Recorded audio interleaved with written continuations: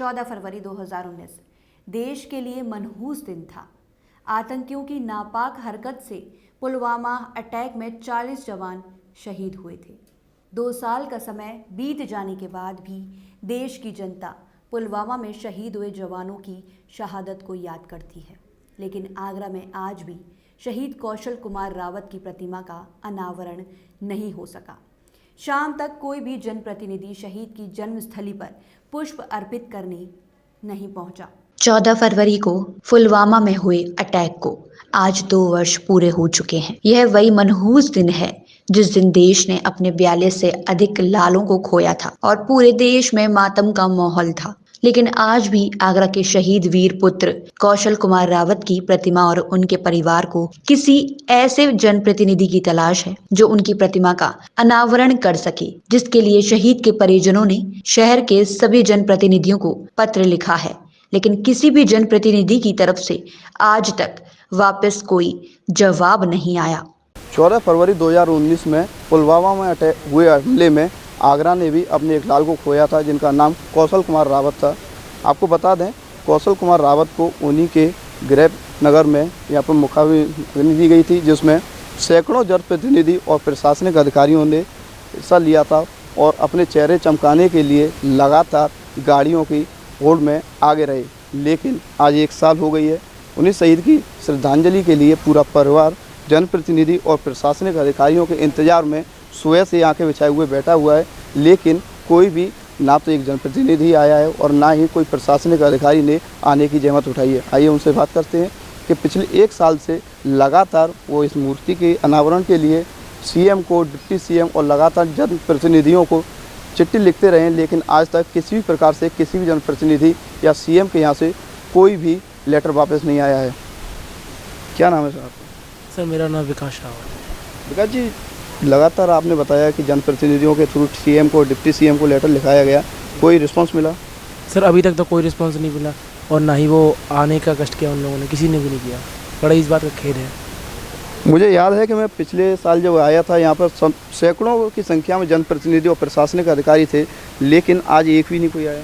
Sir vote चाहिए थे ना, तब तो वोट का मामला था। अब किसी को वोट, सरकार कोई अगर चुनाव आ रहे होते तो यहाँ पे नेता सभी आए हुए होते, जो आज सिर्फ हमारे साथ सीआरपीएफ खड़ी थी और पूर्व सैनिक बल खड़े थे। एक भी प्रशासन से या एक भी नेता सरकार से कोई नहीं आया। वोट नहीं चाहिए ना अब किसी को, तो ज़रूरत क्या है? सीआरपीएफ की यूनिट और लगातार आई और उसके बाद परिवार के हालचाल लिए, लेकिन किसी भी प्रशासनिक अधिकारी ने आज सुबह से कोई भी 1-2 फूल भी चढ़ाने की जहमत नहीं उठाई। उसके बाद भी लगातार परिवार के द्वारा जनप्रतिनिधियों को संपर्क किया गया, लेकिन फ़ोन भी उठाना उन्होंने बंद कर दिया। तो जब मैं आया था पिछले साल, लगातार सपा, बसपा, भाजपा सभी जो जनप्रतिनिधि थे वो यहाँ पर थे, लेकिन आज एक भी नहीं कोई आया। 2019 में सर अमेठी का चुनाव था ना, शासक पूरा सब चुनाव पर डिपेंड थी। 2022 में फिर चुनाव, फिर यहाँ पे भीड़ देख लीजिएगा, हर एक शहीद की भीड़ मिलेगी उस दिन। 2022 में फिर चुनाव आने वाले हैं, फिर भीड़ मिलेगी। चुनाव नहीं है, भीड़ नहीं है, कोई पूछ नहीं है। चक्कर काट के चप्पलें घिस गई हैं। 5-5 घंटे इनके ऐसे खड़े रहते हैं, सर ये इन्होंने सब कुछ कर दिया हमारे लिए। डीएम ऑफिस पे खड़े रहते हैं, सर टाइम मिल जाए, कोई टाइम नहीं मिलता।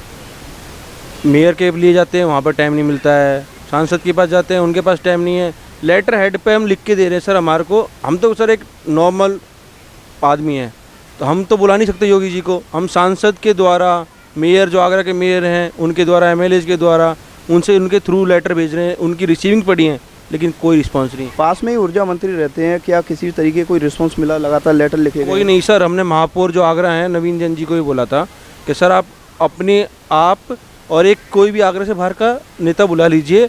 हमने कहा था सर दीक्षित जी बाबे जो ऊर्जा मंत्री, उनके लिए भी कहा गया था, लेकिन कोई रिस्पांस नहीं, कोई कॉल नहीं। उन्होंने बोला हम आपको 2 घंटे में, 2 घंटे मतलब 48 घंटे 2 घंटे में कोई रिप्लाई नहीं आया। 48 घंटे में भी कोई रिप्लाई नहीं आया। चक्कर काट समझ सकते हैं कि जनप्रतिनिधियों की जो संवेदना है किस तरीके से मर चुकी है, कि लगातार जो पीड़ित परिवार है उनके द्वारा, शहीद परिवार के द्वारा लेटर लिखे जा रहे हैं, लेकिन कोई भी जनप्रतिनिधि अभी तक ये जहमत नहीं उठा पाया है कि सीएम के लिए कोई एक लेटर लिख सकें। और मैं जिस तरीके से पिछले साल जो जनप्रतिनिधियों का जन समूह यहाँ पर लगा रहा था, उसके बाद कोई नहीं आया। कोई नहीं आया सर। आज भी 14 फरवरी थी और हमने पूरा दिन इंतज़ार देखा। कल भी हमने फ़ोन किया था सब जगह, लेकिन कोई नहीं आया। हमारा मुख्यमंत्री से यही निवेदन है, बस कम से कम इतना तो देखें शहीद के परिवार किस तरीके से भटक रहे हैं, किस तरीके से बच्चे पल रहे हैं, किस तरीके से कोई हाथ रखने वाला भी नहीं है। यानी कि जो आश्वासन दिए गए थे जनप्रतिनिधि और अधिकारियों के द्वारा सब हवा हवाई नजर आए। सब हवा हवाई नज़र आए और कोई काम नहीं हुआ, ना शहीद का स्मारक का हुआ, ना कुछ हुआ। जो हमने अपनी ज़मीन पे स्मारक बनाया है और अपने ही पैसे से बनाया है। जो थोड़ी बहुत मदद मिली है जो बस ग्राम पंचायत ने दी है इसने, और बाकी की मतलब उस समय लोगों ने बोला, जो प्रशासन को जनप्रतिनिधियों ने बोला था कि ज़मीन दी जाएगी, स्मारक बनवाया जाएगा, लेकिन कुछ नहीं हुआ।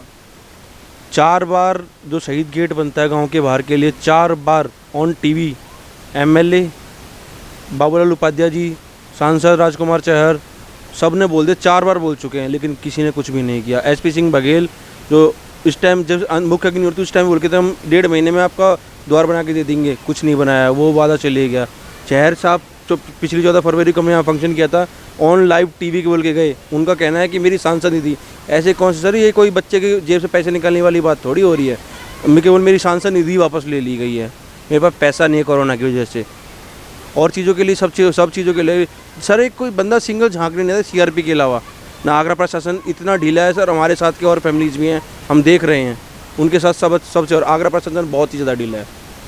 आज एक भी आदमी कोई ये नहीं कहा। कल सीआरपी ने फ़ोन करके वहाँ से चली है कि हम वहाँ पहुँच रहे हैं, लेकिन वहाँ से भी कोई नहीं आया। सीआरपीएफ की यूनिट ने जो सिविल पुलिस है उनको बुलाया था, लेकिन कोई नहीं आया। हाँ नहीं आया, उन्होंने फ़ोन किया है लेकिन नहीं आया। 2 होमगार्ड भेज दिए उन्होंने बस। यानी कि इन बातों से समझ सकते हैं कि जनप्रतिनिधियों की संवेदनाएं किस तरीके से मर चुकी हैं, कि जिस पीड़ित परिवार के साथ, जिस शहीद परिवार के साथ लोगों की संवेदनाएं होनी चाहिए थी, जिसने देश के लिए अपने पूत को खो दिया और सबसे बड़ा बलिदान दिया, लेकिन आज उसके परिवार का कोई हालचाल लेने वाला भी नहीं है। जब जनप्रतिनिधि किसी प्रकार से लोगों को कांटेक्ट करते हैं तो लगातार आश्वासन तो देते हैं, लेकिन फिर भी कोई मामला बनता नहीं है। आपको बता दें कि जब 14 फरवरी को पिछले साल यहाँ पर लोग आए थे, जनप्रतिनिधि आए थे, तो क्या बसपा, क्या सपा और क्या भाजपा, सभी जनप्रतिनिधियों ने पीड़ित परिवार के साथ खड़े होने की बात की थी, आश्वासन दिया था, लेकिन फिर भी कोई आज तक देखने को तक नहीं आया। अपने साथी अजीत कुमार के साथ यशपाल सिंह, दर्पण न्यूज़, आगरा।